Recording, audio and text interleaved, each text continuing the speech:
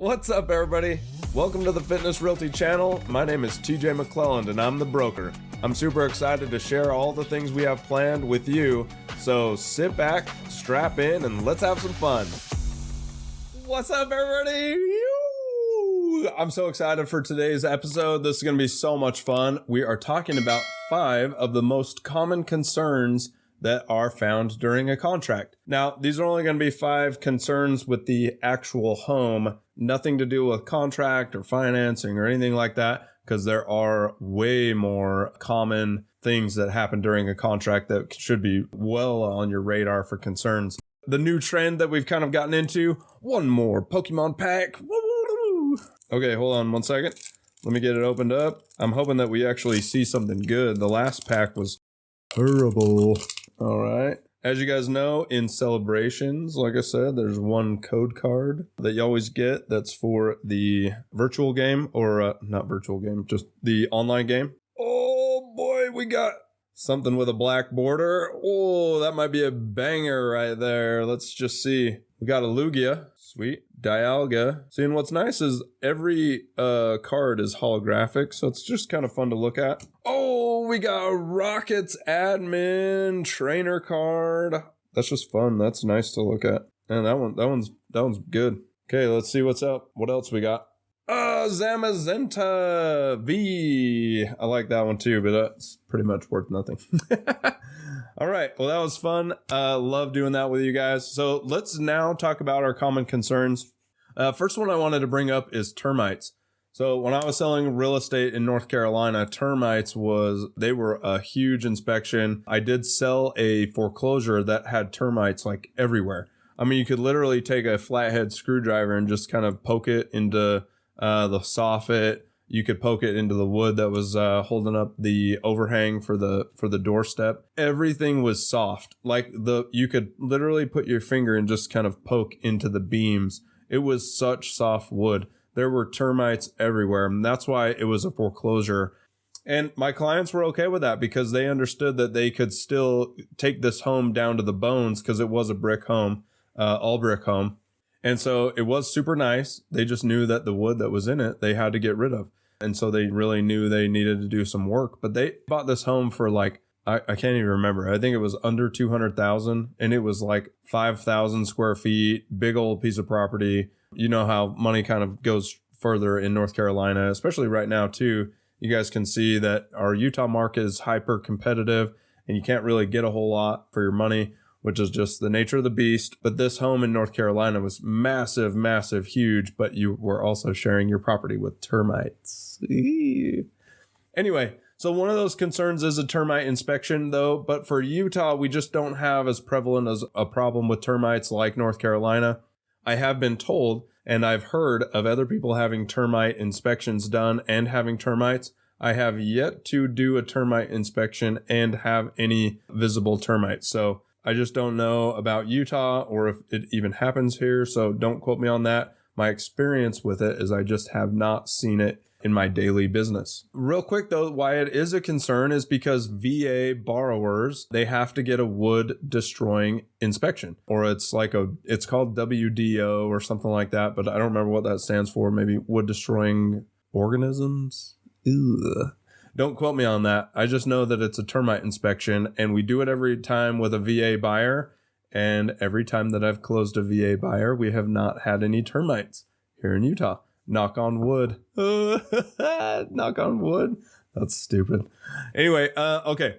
Let's talk about foundation. So foundation is always a concern. It is a major concern, typically with homes that are getting up there in age. However, I have seen new builds that had poor foundations. Typically, the problem with a foundation when it's poured poorly, that's a weird way to say that. English language, you got to love that. Pour as in pour something, and poor as in bad. Anyway, this foundation that we saw, I had a client that really wanted this home. The home had been on the market a long time. Homeowner had given the agent the entire seller's disclosure all about the foundation and all the problems with it. But they literally had a year before that with the foundation, they put the home on stilts or something and then poured extra concrete down in it, and they had all these like helicoils that were running up in these pylons or something with the house. An insane amount of engineering went into that structural foundation. It was a huge concern with my clients. They ultimately pulled out of the contract. There was just no way they wanted to go down that road. There was just too many unknowns and not enough actual raw data behind it. We did have all the engineering stuff, but it didn't make my clients feel comfortable. So they avoided it altogether and just didn't want to buy that home. But a foundation is a big factor. I mean, it is a very big concern. But if you're getting into a new build, you should have a 210 home warranty with the builder, meaning that they're covering structural defects for the first 10 years. So if you have settling, cracking, if you have that in the home, then it is a concern, of course, but you might be covered. All right, let's talk about plumbing.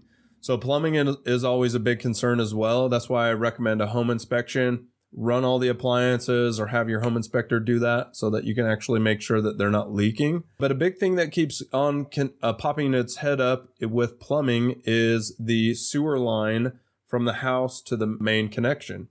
And you've heard of trees growing their roots into the sewer lines or into plumbing, but it happens with sewer lines quite a bit, and you don't actually realize it until it's too late, because typically with a sewer line, you're not just having water flush down it all the time. It's only when you're running water or taking a shower or flushing a toilet and stuff like that.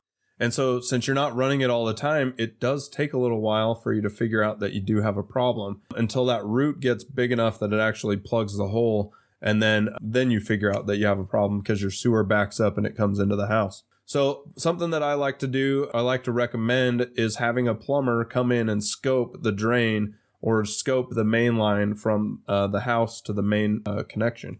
And that scope, it usually doesn't run too much, probably $100 to $200 to get somebody out there. They can do it really, really quickly as long as there's nothing wrong with it. But it would give you a good peace of mind to make sure that it does look pretty clear.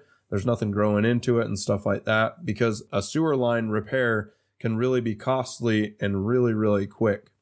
So that is something that I like to bring up. I have buyers, just depends on which side of the fence they're on. If they're really scared or timid about risk, they might get it scoped.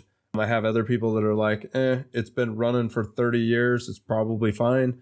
So it just depends on the buyer. And I always try to make a select your own adventure with each of my buyers. And I just bring up a lot of opinions and let them know a lot of things so that they can make the most educated choice for themselves. All right, let's talk about an electrical panel. So I have a story about an electrical panel. It was double tapped on the panel on tons of the fuses or tons of the breakers. Sorry, not fuses. Fuses is like pre-1960-ish, where you actually have a fuse that you screw into the box. Anyway, in this particular instance, it was double tapped on a bunch of the breakers. And during our home inspection, our home inspector, Blaine, really loved that guy, but he has this like infrared heat gun. And so he put it over the top of it, and it's got like a little monitor on it. And you could see that these breakers were super hot. So the ones that are double tapped just weren't meant, or they weren't designed to be that way. And so we saw one of them that was super overheated, and you could actually see some charring around it like it had burned before. And so we had major concerns with this electrical panel. And anytime you have anything that's a fire concern, it is a very, very big hazard. And I always love to get plumbing stuff taken care of and fire hazards, because those are the things that can kill you, right, in a house. So we really want to make sure we're being safe, and we really want to make sure that we're looking at that stuff. So during that contract, though, when we saw that, we just told the sellers, hey, you've got a fire hazard here. And with our condition of the loan, there was no way we could get the loan without these fire hazards being remedied. And so we got that taken care of. They actually came in, put additional breakers in, and I don't think they had to step up the service on that main panel. Don't quote me on that part. So we got some new breakers in there, though, and brought down the temperature of those breakers that were hot. And still to this day, haven't heard anything from those buyers. So I think everything's going really well. They've avoided all the fire hazards that we saw at that time. Okay, up next is the roof. You knew we'd get there. The roof is on fire. No, I'm just kidding. Anyway, roof is a large concern as well. And with FHA and VA loans, sometimes the inspector that goes out for an FHA or VA appraisal, sometimes they will have an opinion about the roof that it will be needing to be replaced pretty quickly. And sometimes that can be a disqualifier for that loan because the roof would need to be replaced. Let me explain how that works. You get this home under contract, you get a home inspector in there, they're okay with the roof, but they tell you it's probably on its last leg, you should replace it here in the future. The appraiser goes out and says, yes, this home does have a roof that is on its last leg and is going to need to be replaced here soon. Let's say that roof is $20,000. The appraiser is trying to protect the bank from that borrower going into foreclosure or not being able to make their payment because the roof fails. And if the roof fails and then this borrower gets hit with a 20 grand assessment, or worse, they let the property just go to shambles, that can really hurt the bank. And that's why the appraisers are looking for stuff like that. I'm not saying it happens on every contract, of course, just it depends on the inspector. But sometimes they will say, hey, the roof needs to be replaced because it is on its last leg and we're not going to give the loan unless that's taken care of and all sorts of stuff.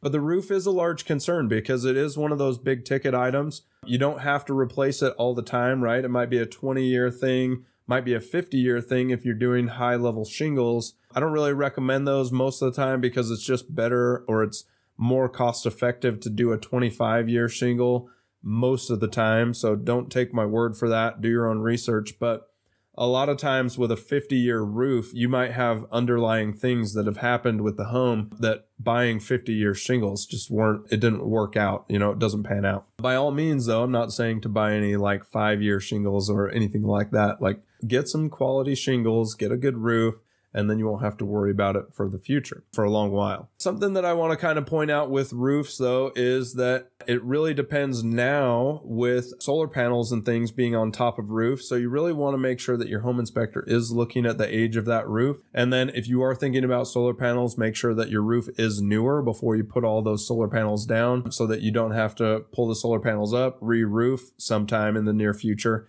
and then put your solar panels down or back down. Okay, so we've kind of covered 5 of some really big concerns that happen during transactions. I've kind of talked about a little bit about each one of them, kind of giving you some stories that I've had and experienced in selling real estate.